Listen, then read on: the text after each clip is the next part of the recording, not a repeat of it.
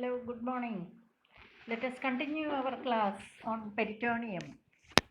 In this picture, you can see a distant view of the Iguazu waterfalls, which is stretched between two large states of South America, that is Brazil and Argentina. In this class, I will be discussing about the peritoneal sacs, pouches, recesses, about the nerve supply, blood supply, and the important applied aspects of peritoneum. We have already seen that the peritoneal cavity is subdivided into two, that is a large greater sac and a lesser sac. And these two sacs or cavities communicate at the epiploic foramen. The greater sac is subdivided by the transverse colon into two compartments, that is the supracolic and infracolic compartments.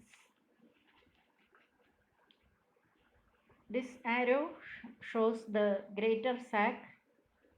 This is the greater omentum. These are the coils of the small intestine. This is the liver. This is the stomach. Situated behind the liver and the stomach, there is a small cavity, that is the lesser sac, and the greater sac and lesser sac communicate through the epiploic foramen. Let us see the details about the lesser sac or omental bursa. This topic is often asked as a short essay for your university examination, and clinically also it is very important. So it can be defined as an irregular shaped recess or a sac which is situated behind the lesser omentum, stomach and liver. It acts as a bursa. We have seen around joints there are a lot of bursae which reduce the friction. Just like that, this is also a bursa. It acts to lubricate or to reduce friction during the movements of the stomach. Stomach is a dynamic organ. It can expand after you take a heavy food. The stomach can expand. What do you see here? This is a hot water bag which is often used by your grandparents. The hot water bag has an opening here through which the water is filled into the hot water bag. The lesser sac can be compared to the hot water bag. The lesser sac has got an opening here, and it leads into a passage which is called the vestibule. This is the main cavity of the lesser sac. It has got a superior boundary. It has got a left lateral boundary. It has got an inferior boundary, and there is a right boundary where the epiploic foramen is situated. The hot water bag has got an anterior surface, and on the other side there is a posterior surface.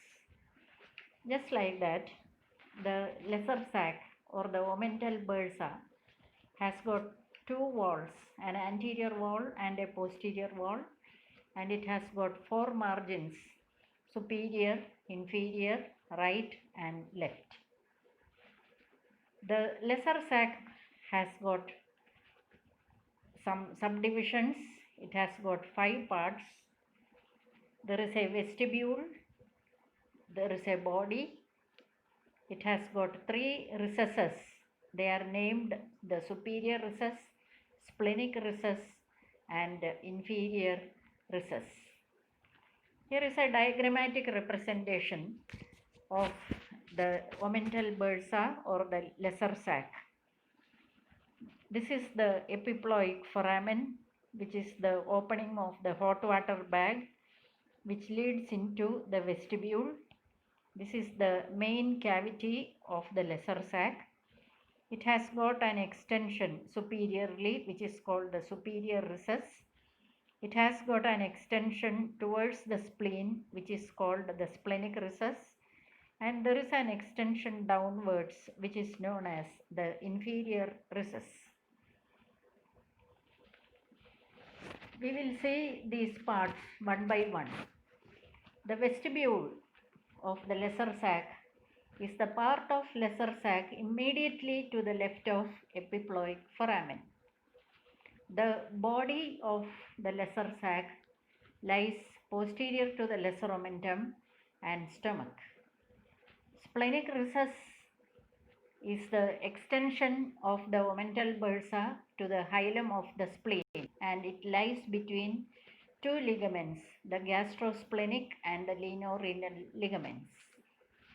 There is an inferior recess which extends into the greater omentum. There is a superior recess which extends above the epiploic foramen, posterior to the caudate lobe of liver. We have seen that the omental bursa has got an anterior wall and a posterior wall. Let us see the components of the anterior wall. From above downwards, it is formed by the posterior layer of lesser omentum, the peritoneum covering the posterior surface of stomach, and the anterior two layers of greater omentum. When we studied the reflection of peritoneum, we had seen that the greater omentum is made up of 4 layers. So the anterior two layers of the greater omentum contribute to the formation of a part of the anterior wall of lesser sac. This is the lesser sac. Let us see the anterior wall of the lesser sac. This is the lesser omentum extending between the liver and stomach. The posterior part of the lesser omentum, it forms a part of anterior wall of the lesser sac. The posterior layer of peritoneum covering the posterior part of stomach. Then the first two layers of the greater omentum. These are the anterior walls of the lesser sac. So the first arrow shows the posterior layer of lesser omentum. Second arrow shows the posterior layer of peritoneum covering the stomach. And the third arrow shows the first two layers of the greater omentum. These are the structures forming the anterior wall of the lesser sac. Now let us see how the posterior wall of the lesser sac is formed.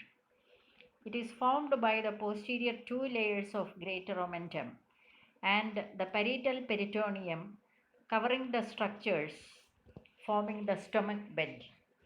The posterior surface of the stomach is resting on some of the retroperitoneal structures, that is the splenic artery, the pancreas, then left kidney, suprarenal gland, then crus of the diaphragm, then transverse mesocolon, left colic flexure. All these structures form what is known as the stomach bed.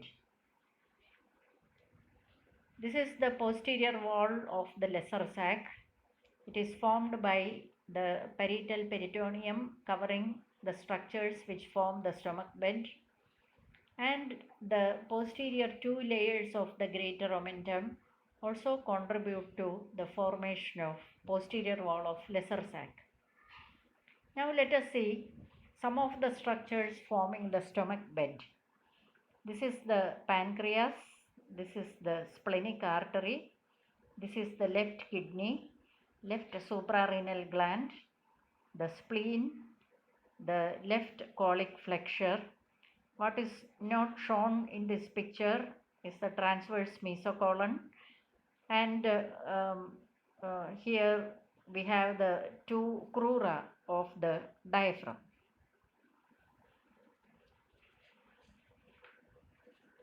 Let us see the structures that form the upper margin of the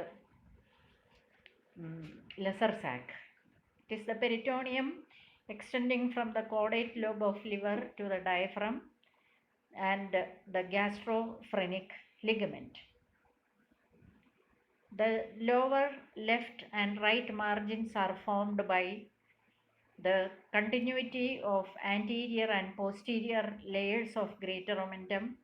The left margin is formed by the greater omentum, the lienorenal and gastrosplenic ligaments. Right margin is formed by the right margin of the greater omentum, epiploic foramen, and peritoneum covering the caudate lobe of the liver. Here we can see the greater sac. This is the gastrosplenic ligament. This is the lienorenal ligament. This is the lesser sac. This is the epiploic foramen. Let us see the left margin, which is formed by the gastrosplenic ligament and the lienorenal ligament. So the arrow shows the left margin of the lesser sac.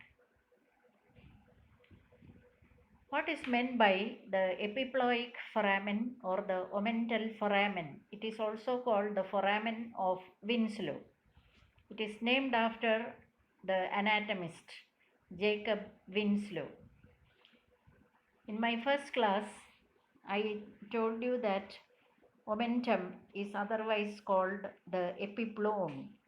That is why the epiploic foramen and the omental foramen, they are synonyms of the same term. It is situated at the level of T12 vertebra, and this is the only site where the greater and the lesser sacs continue with each other. Let us see the boundaries of the epiploic foramen. Anteriorly, it is bounded by the free margin of the lesser omentum. We have already seen there are three structures situated in the free margin of lesser omentum: the portal vein, hepatic artery, and the common bile duct. Posteriorly, epiploic foramen is bounded by inferior vena cava. Superiorly, it is bounded by the caudate process of liver, and inferiorly, it is bounded by the first part of duodenum. Epiploic foramen is often asked as a short note for your examination. Let us see the boundaries of epiploic foramen. This is a diagrammatic representation. This is the epiploic foramen. Superiorly, it is bounded by the caudate process of liver. Posteriorly, it is bounded by the inferior vena cava. Then anteriorly, it is bounded by the free border of lesser omentum, which contains the hepatic artery, the portal vein, and the common bile duct. And inferiorly, it is bounded by the first part of duodenum. Coming to the subphrenic spaces. Sub means below, phrenic means diaphragm. We know that the diaphragm has got a right dome and a left dome. The right dome is related to the liver, and the left dome is related to the fundus of the stomach, and it is also related to the spleen. So the subphrenic spaces are closely related to the liver and diaphragm. Why is it so important? These are potential spaces of collection of pus, and this collection of pus, which is situated below the diaphragm, it is called a subphrenic abscess. Because the diaphragm has got a right dome and a left dome, there are spaces below these domes, and these are called the subphrenic spaces. Let us see the subphrenic spaces. The right subdiaphragmatic space, right subhepatic space, or Morrison's hepatorenal pouch, it is the most important, and it is often asked as a short note for your examination. That is why I highlighted it. Clinically also it is very important. Then the bare area of liver. There is a small part of liver which is not covered by peritoneum, that is called the bare area of liver. On the left side, the subphrenic spaces are left subdiaphragmatic, the lesser sac, the details of which we have already discussed, and left hepato extraperitoneal space. What is the importance of these spaces? Sometimes the patient will be brought to the clinician with features of an abscess in the body. The patient will be having high fever, rigor, and there will be a history of acute appendicitis or cholecystitis a few days back, for which the patient was treated. And if the surgeon or the clinician cannot find pus anywhere in the body or an abscess anywhere in the body, then the clinician will suspect that there is pus somewhere in the body, but it cannot be seen anywhere. So the pus is likely to be under the diaphragm or in one of the subphrenic spaces. That is what is meant by this statement, pus somewhere. We know that there is a collection of pus somewhere in the body, that is why the patient is symptomatic. Pus nowhere else. So when you examine the body of the patient, you cannot find an abscess externally. Then most likely it is under the diaphragm. That is called a subphrenic abscess. Let us see the details of hepatorenal pouch of Morrison. Who was Morrison? He was a British surgeon. His name was James Rutherford Morrison. The peculiarity of this pouch is that it is the most dependent part of peritoneal cavity in the upper abdomen, in which position? When the patient is lying down or in the supine position. So in the supine position, it is the most dependent part. What are the boundaries of hepatorenal pouch? In front, it is bounded by the inferior surface of right lobe of liver. Posteriorly, it is bounded by the anterior surface of right kidney, right suprarenal, and the right colic flexure. Superiorly, it is bounded by inferior layer of coronary ligament, and inferiorly, it communicates with the peritoneal cavity. The arrow shows the hepatorenal pouch.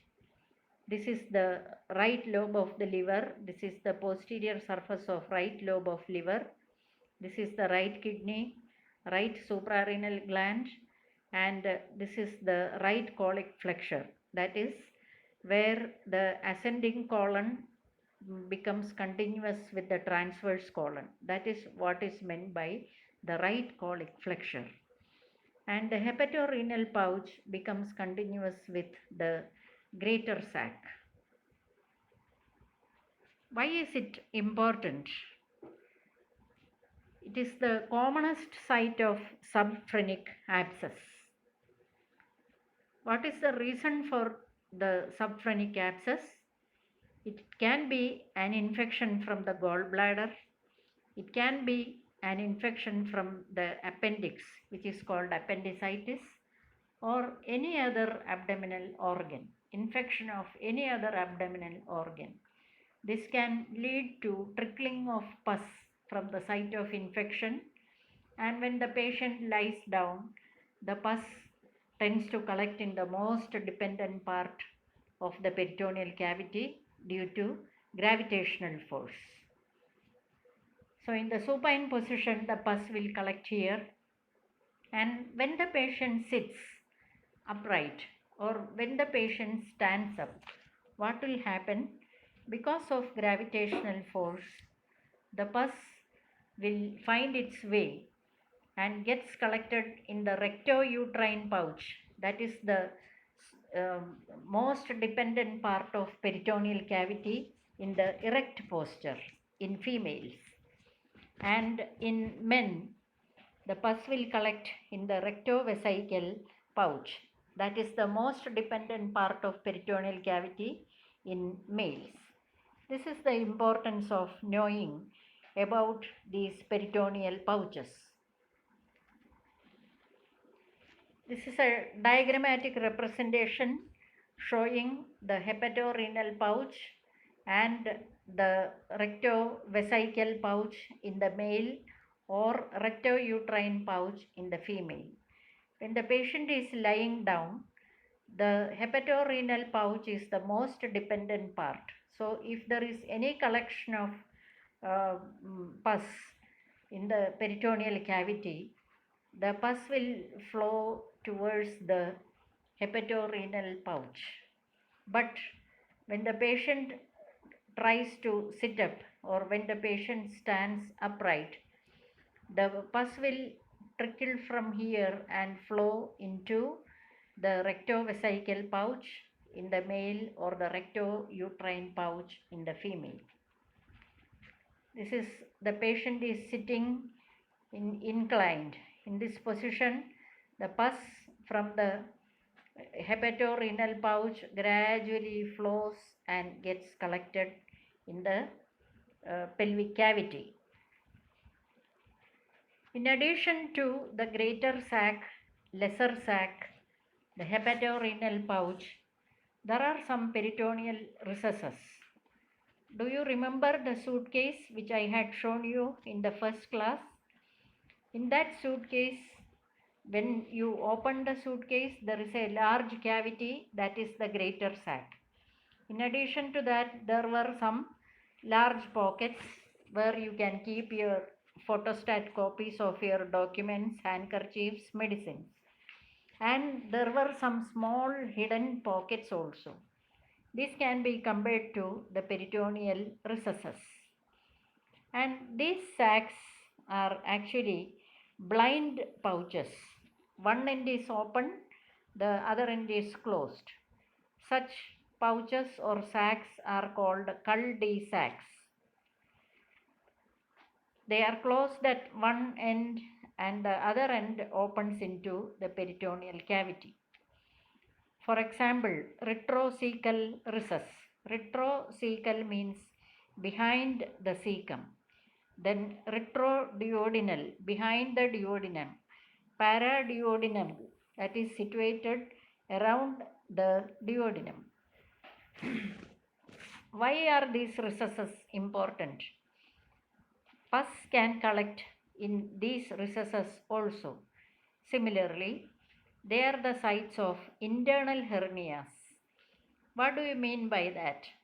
A coil of small intestine may enter one of these recesses and get jammed there.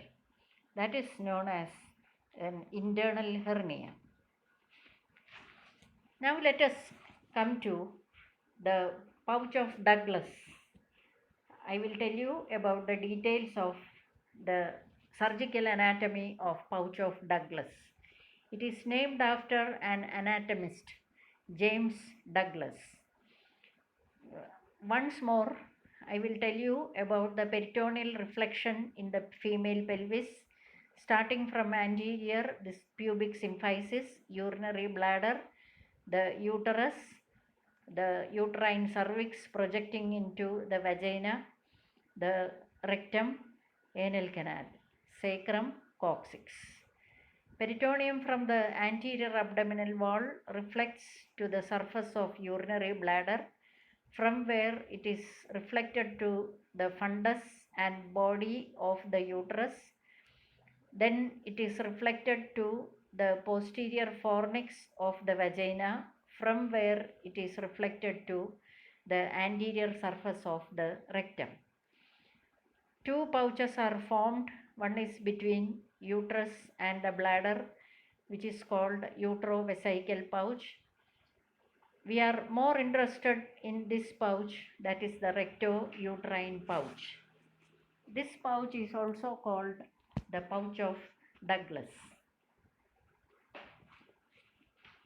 Let us see the details of recto-uterine pouch. This is also often asked for the university examination as a short note. And if you get the female pelvis for discussion in the anatomy, gross anatomy practical examination, the examiners will definitely ask you about the pouch of Douglas and its clinical importance. This is the most dependent part of peritoneal cavity in the standing position. Because of gravitational force, any abnormal collection of fluid will tend to collect in this pouch.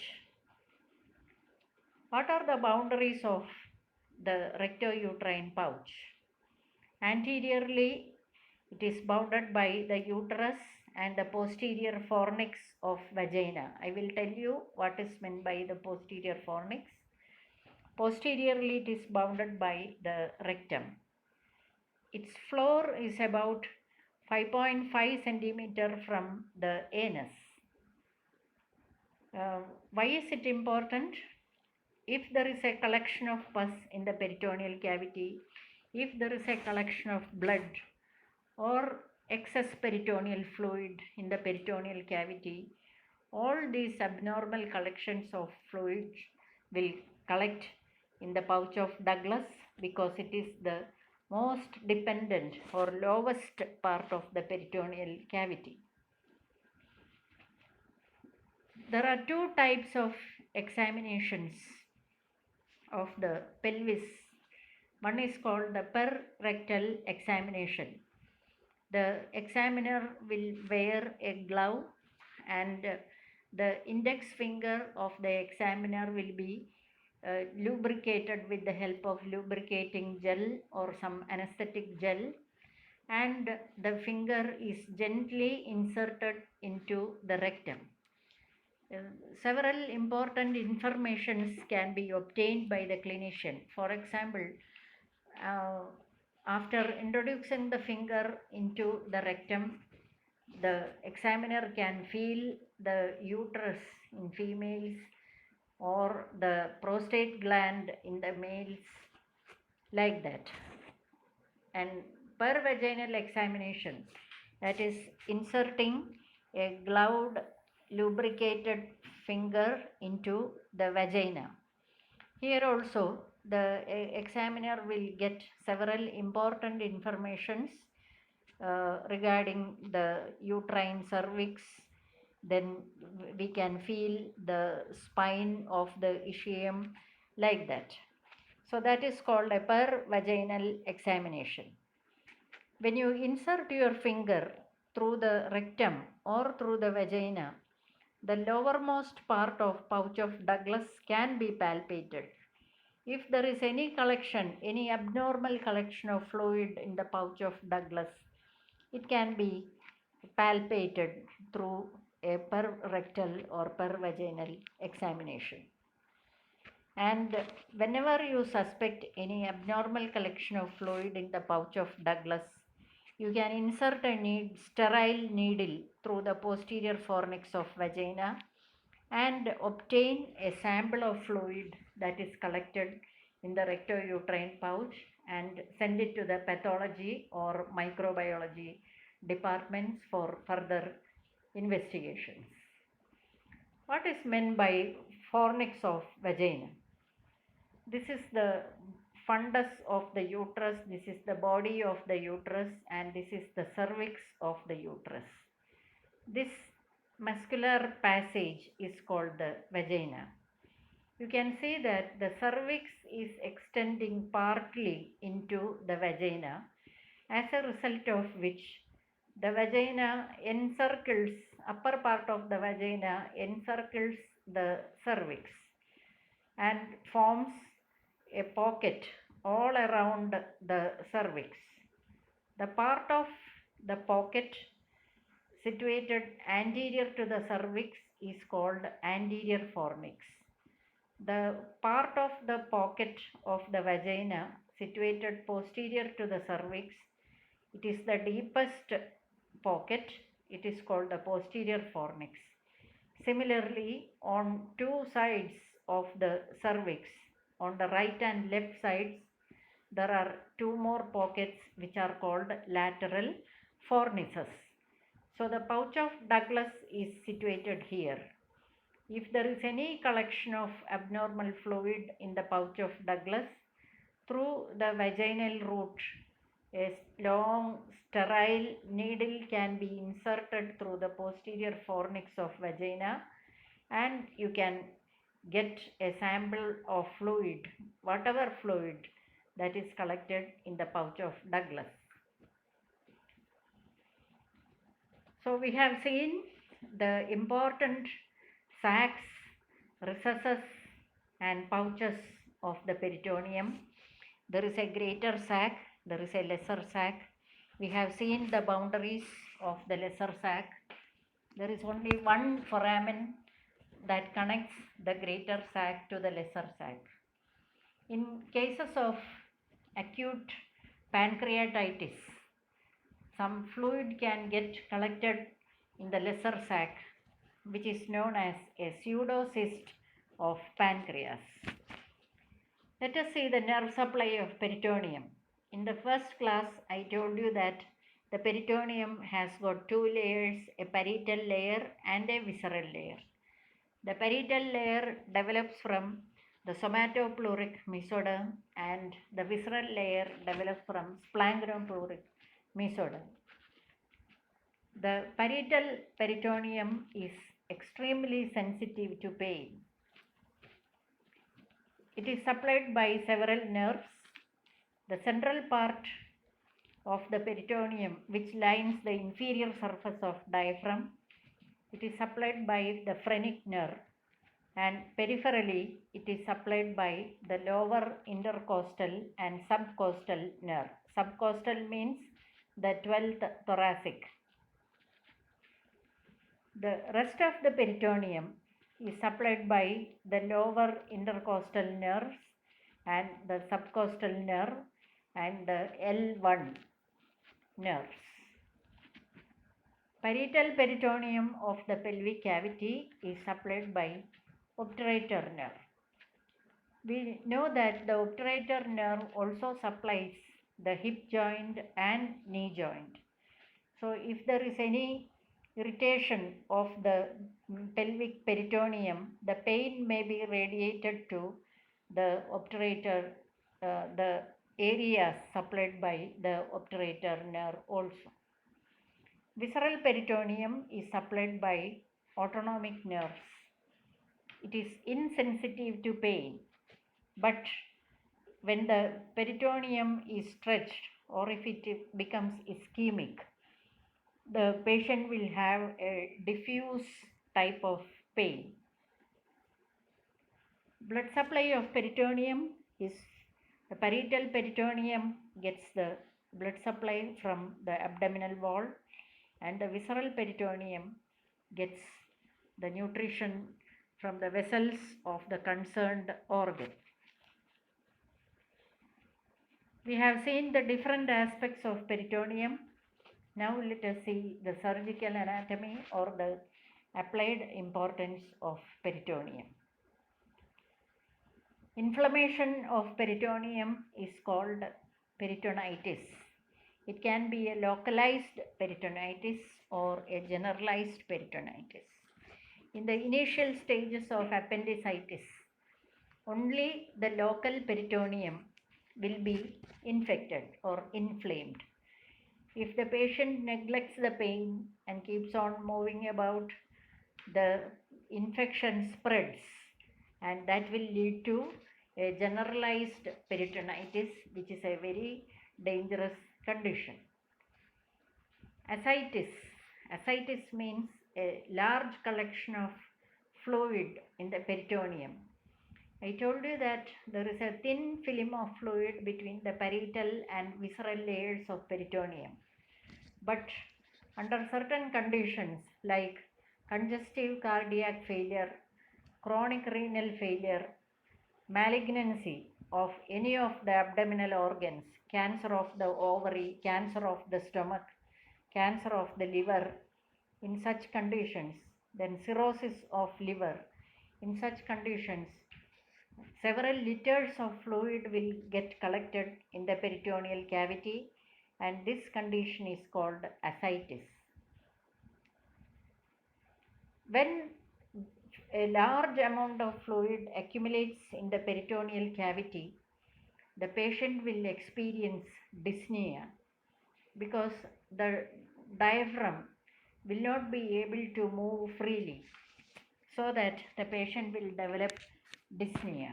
So what do you do to relieve dyspnea? The excess fluid that is collected in the peritoneal cavity will be drained. That procedure is known as abdominal paracentesis. There is a term there is a procedure called peritoneal dialysis. I told you that the peritoneum has got a large surface area. This fact is made use of in peritoneal dialysis. This is done in cases of renal failure. This is the procedure. A suitable electrolyte solution is introduced into the peritoneal cavity.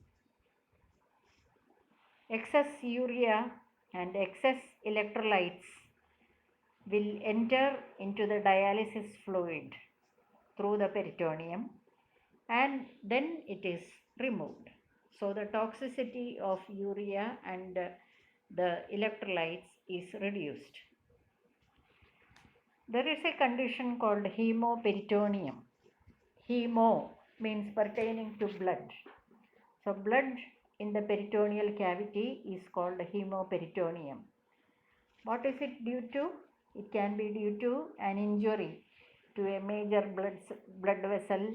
It can be a rupture of an aneurysm, ruptured fallopian tube in ectopic pregnancy, rupture of liver, rupture of spleen. When do these organs rupture? It can be due to a blunt injury to the abdomen.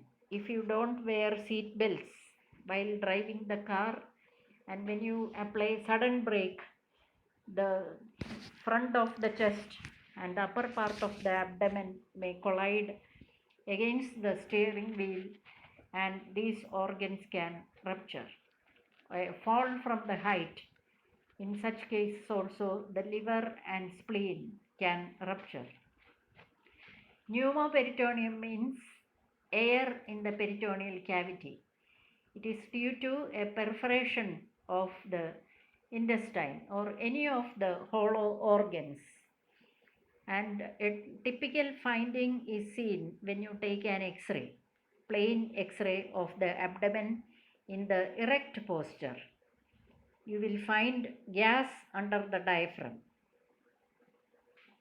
This is the X-ray of a patient with a one of the ruptured organs. This is the right dome of the diaphragm, this white line. This is the lung. This is the right dome of diaphragm, and this black shadow, this is the gas under diaphragm. So it is a typical characteristic feature of a ruptured organ in the abdominal cavity. So the air escapes and it reaches the lower inferior surface of the diaphragm. Here is a patient with a large collection of fluid in the peritoneal cavity, that is called ascites. This is a diagrammatic representation showing the paracentesis. A sterile needle is inserted into the peritoneal cavity and the fluid is drained to the exterior, so that the patient is relieved of that excess tension in the abdominal cavity. So that finishes our topic peritoneum. peritoneum is an important topic. Questions like short essays on the lesser sac, then hepatorenal pouch, then peritoneal reflections in the pelvis of the female, peritoneal reflection in the pelvis of male, then the omenta, mesentery. All these can be asked as short notes for your university examination. Thank you.